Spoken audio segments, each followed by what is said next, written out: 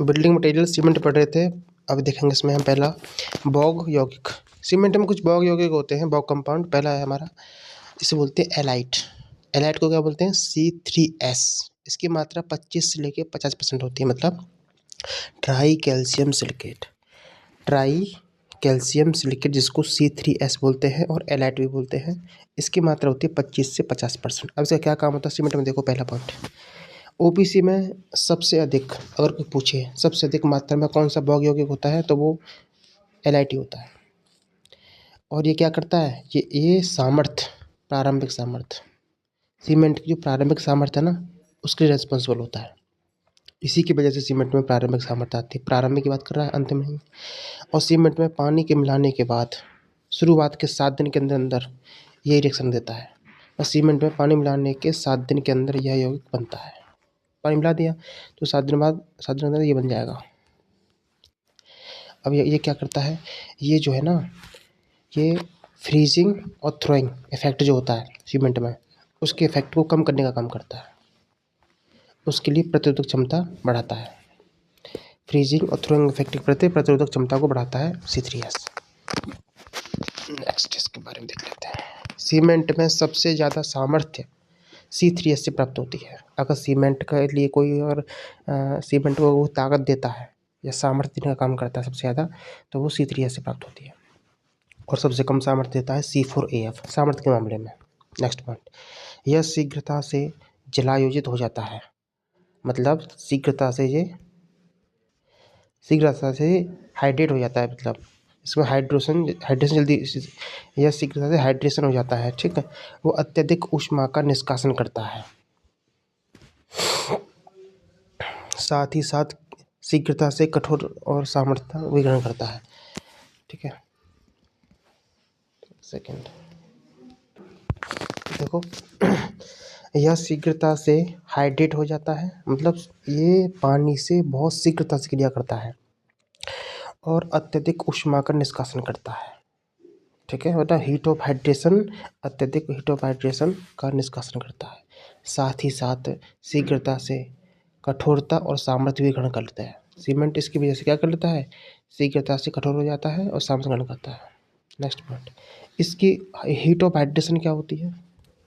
C3S की heat of hydration 500 joule पर ग्राम। और सीमेंट में C3S की मात्रा में वृद्धि करने पर क्या होगा भाई?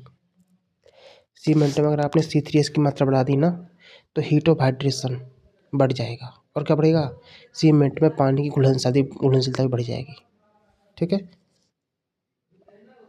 अब हम पढ़ेंगे डाई कैल्शियम सिलिकेट के बारे में, जिसको C2S बोलते हैं, मतलब बेलाइट। 25 से 40% होता है ये, 25 से 40% बेलाइट।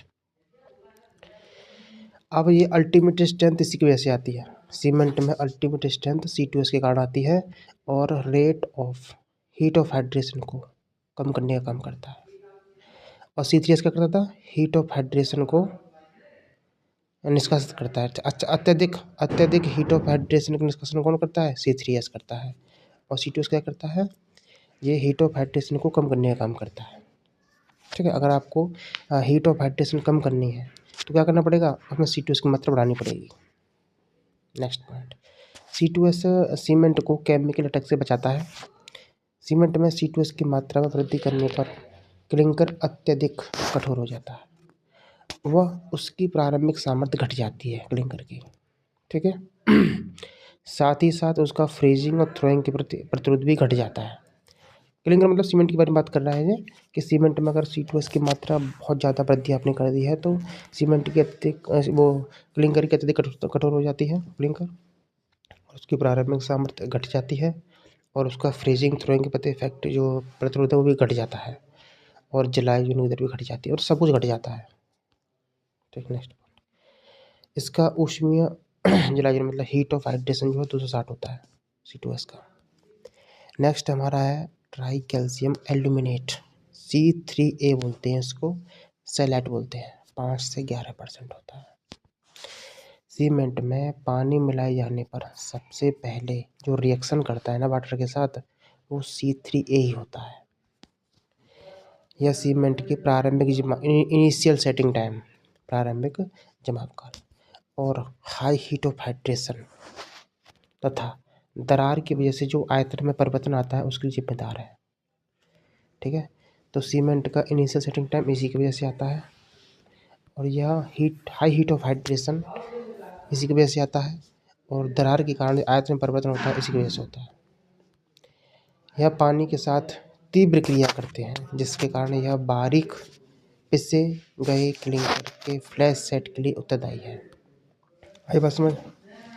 जो C3 है ना, यह पानी के साथ तीव्र क्रिया करता है। बताया ना ऊपर, देखो यहाँ पे लिखा हुआ है सीमेंट में पानी मिलाने पर सबसे पहले C3 रिएक्शन करता है, तो यह पानी के साथ तीव्र क्रिया करता है जिसके कारण यह बारीक पिसे गए क्लिंकर के फ्लैश सेटिंग के लिए जिम्मेदार है। सीमेंट की सल्फेट रेजिस्टेंस कैपेसिटी C3A पर डिपेंड करती है, याद रखना। ठीक है, अगर आपको सल्फेट रेजिस्टेंस कैपेसिटी बढ़ानी है ना, तो आपको क्या करना पड़ेगा, C3A की मात्रा 5% अधिक नहीं होनी चाहिए।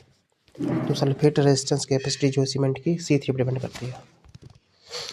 नेक्स्ट, C3A की मात्रा में वृद्धि करने पर सेटिंग टाइम घट जाता है और सल्फेट की प्रत्युता भी घट जाती है। अगर आपने C3A की मात्रा बढ़ा दी तो मेरे भाई सेटिंग टाइम घट जाएगा और सल्फेट की प्रत्युता भी घट जाएगी, अल्टीमेट स्ट्रेंथ और हीट ऑफ हाइड्रेशन भी घट जाएगा। इसका ऊष्मीय मान मतलब हीट ऑफ हाइड्रेशन 865 जूल है। नेक्स्ट, अंतिम हमारा है टेट्रा कैल्शियम एल्यूमिनोफेराइट C4AF 8 से 14%, फ्लैट बोलते हैं इसको। सीमेंट में पानी मिलाए जाने पर सबसे ज़्यादा रेट ऑफ हाइड्रेशन C4AF के कारण होता है, वो सबसे कम रेट ऑफ हाइड्रेशन C2S की वजह से होता है। यह फ्लैश सेट के लिए जिम्मेदार है और पूछिए फ्लैश सेट के लिए जिम्मेदार कौन है, C4AF, किंतु कम ऊष्मा का निष्कासन भी यही करता है। मतलब it is responsible for flash set but generate less heat. इसका सीमेंटेशन वैल्यू क्या होता है, पुअर होता है, बहुत कम होता है। सीमेंट में C4AF की मात्रा कम करने पर क्या होगा, इसकी सामर्थ्य हल्की घट जाती है। हीट ऑफ हाइड्रेशन क्या होता है इसका, 420। अब देखो सीमेंट में C3S के लिए पानी कितनी जरूरत पड़ती है हाइड्रेशन के लिए, 24% सीमेंट के वेट का। डाई कैल्शियम सिलिकेट के कितना पानी, 21% वेट का। और कंबाइंड बोल देगा C3S C2S तो उसके इनिशियल हाइड्रेशन के लिए तो 23%, जिसको हम बाउंड वाटर भी कहते हैं।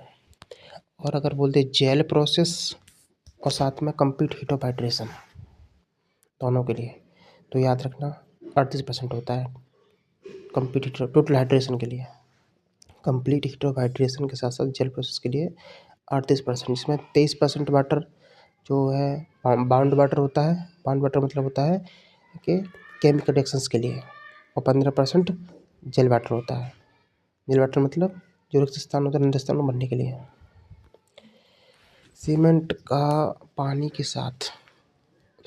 जो है पानी के साथ जो रिएक्शन करता है ना, उसी को ही जलायु मतलब हाइड्रेशन कहते हैं। ठीक है, इसी तरह को हाइड्रेशन रेट कहते हैं। और सीमेंट के जलावन के दौरान निकली ऊष्मा को rate of heat of hydration कहते हैं। सीमेंट में पानी मिलाने पर सबसे पहले सीमेंट की क्रिया C3A से शुरू होती है। आगे बात समझ, जब भी सीमेंट में पानी मिला होगा ना, सबसे पहला रिएक्शन C3A के साथ होगा। और इसके बाद देखो C2S और C3S पानी से क्रिया करके CSH जेल बनाते हैं और साथ में CeOH कॉम्प्लेक्स बनाते हैं। CeOH कॉम्प्लेक्स पानी में घुलकर कंक्रीट से बाहर आ जाता है, जिसे लीचिंग एक्शन कहते हैं। यह क्रिया कंक्रीट को अलग कर देती है। भाई लीचिंग प्रोसेस में क्या होता है, कंक्रीट से पानी बाहर निकल के आ जाता है, इसको लीचिंग कहते हैं। यहाँ पर C का मतलब चूना है, ठीक है, S का मतलब सिलिका, H मतलब वाटर।